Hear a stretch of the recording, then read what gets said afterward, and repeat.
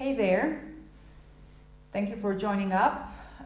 So today I will be talking about expressions to use when dealing with some kind of crisis. So this could serve you in any kind of crisis management. So if you define crisis, that could be the ongoing coronavirus spread, that can be any kind of natural disaster like earthquake. We have had it also recently. So on top of pandemic, we had an earthquake as well. You can go through floods, stuff like that, or any kind of, like God forbid, any kind of outbreak of war or wartime, warfare, hopefully not.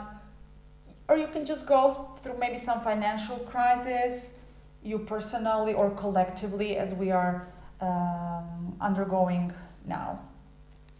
So having defined crisis, I would like to share with you what actually helped me out and what has been helping out my students in forming the attitude, the right perspective on the crisis, and then using the words that can really bring along the upliftment and the better feeling and better solutions in overcoming the crisis. So I don't know if you're watching this in the middle of this ongoing pandemic, or you will be watching later on with a new, different perspective. These words can definitely serve you in any kind of hardship and difficult times.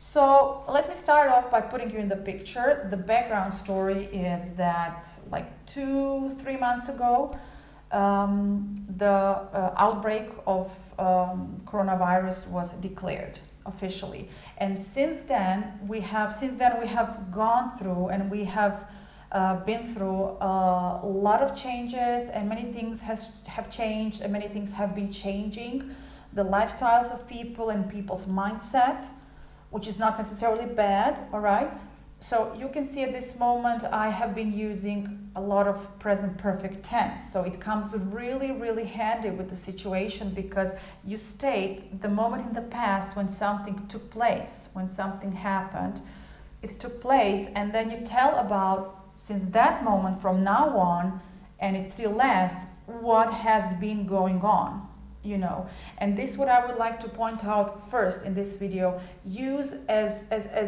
many times as possible present perfect, because my experience tells me that my students in theory get it. They get it, they understand present perfect tense. However, when it comes to applying it in interaction, in the situation, they seem to forget about it. So this is the first thing I would like to point out. Second thing, I'm not going to tell you what to do. I will be sharing with you what I have learned and what works for me. So first of all, I mentioned the word ongoing crisis. This is the emphasis. So it's ongoing, it is current. Currently means at the moment. So the bottom line is that this is all temporary. So I keep coming back to the fact that this is all temporary. So it's not going to last forever. It is ongoing now. We are currently figuring out what to do. We are currently doing our best to protect ourselves, our families, our businesses, our colleagues. However, this is temporary. We are going to figure it out because we are adaptive human beings. We are able to adapt. We have always proved this to be the case. It's all about the mindset and how we focus on and what we relate to. So it is a temporary situation. Many people have been struggling. That's another word. So to struggle means you are kind of having a hardship, you are having hard times, difficulties. Many people have been struggling. Unfortunately, many people have suffered. They have been suffering. A number of people have ended up in hospitals, on intense care. Some people have lost their jobs, so they are concerned. And that's another word I would like to teach you. So rather than saying I'm worried about, you might as well say I'm concerned about. I'm not saying this is wrong. This word simply sounds better for me, like it sounds more, more advanced. So many people have been concerned and they have been suffering, they have struggled a lot. However, I do believe, and it really works for me, that if we manage to focus on the positive outcome, on the how to overcome the crisis, to come up with solutions, come up with solutions that will bridge this crisis, that will help us overcome the crisis and, figure it out. So we're going to figure it out. I think that the bottom line, the most important thing is to believe that, of course, to the core, to train yourself into doing that, if that makes sense to you, and to communicate that in that way to others as well. Rather than being problem-oriented, we should be solution-oriented. We should be using the words and the ideas and the attitudes that actually are uplifting. They're uplifting. They are helping us to come up with solutions, to come up with ideas, to come up with changes, and to adapt, and to really bridge and overcome the crisis. I think this is the main point. So it's temporary. In this video, in reaching out to you guys, I don't want to be denying.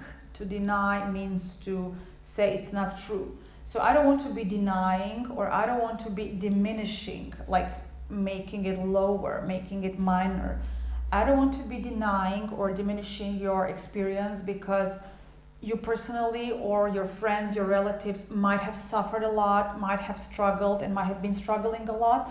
So I'm not into that. I'm not into bypassing how it feels. I'm just telling that these are the words that can actually help you out by the power of your focus, by the power of your communication and the words you are selective about. These words can really serve you and uplift you. Honestly, just to wrap it up, what I have done, so I was freaking out as well, because my whole business was at stake. So when things are at stake, it means you're kind of at risk with that. My whole business, because we had to switch, we had to shift all our courses and hundreds of students online. And not many people were used to that, So first of all, we had to adopt literally over the weekend, and also communicate that and teach our clients and our students to do the same, So they also had to switch to the online applications. And however, if you think about the outcomes later on, 3 months looking back, we have actually benefited, because we have all learned some new tricks and new tools, and we have realized that there are other options of learning and teaching, which is online. So we have taken advantage of that. So that's my point. In this whole crisis, in this whole lockdown, I have personally realized there is a huge potential in other business models. I have learned and I have found space and time to pursue, to continue with my passion projects. This is one of them. I had this hobby of shooting and sharing, releasing my tutorials online as well as a free content. So I was doing that until 3 years ago, when it was literally I ran out of space and time for that. So I have kind of restored that, and I'm so blessed and delighted that I do have time to do this passion project of mine and upload that and have you guys actually, corresponding to that.